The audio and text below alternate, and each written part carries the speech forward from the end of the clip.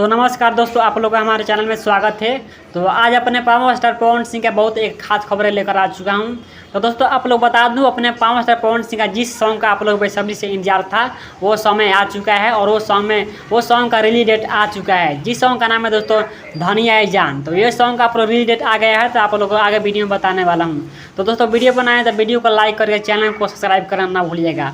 और आप भी हैं पावर स्टार पवन सिंह के फैन तो दोस्तों कमेंट बॉक्स में पावर अच्छा जरूर लिख कर बताना।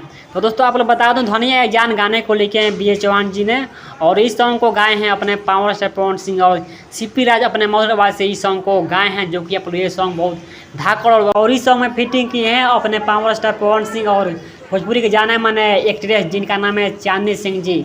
दोस्तों ये सॉन्ग बहुत अच्छा और धाकड़ मूवी होने वाला है।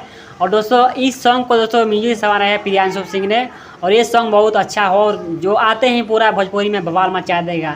जो कि ये सॉन्ग का टीजर पहले ही आने वाला था, लेकिन कुछ टेक्निकल इश्यू की वजह से ये सॉन्ग का दोस्तों बहुत इस सॉन्ग में लेट हो गया, समय लग गया।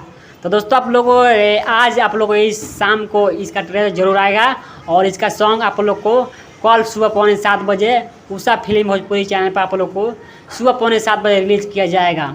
तो इस सॉन्ग का आज टीजर देखिए और ये सॉन्ग आप लोगों को कल आएगा।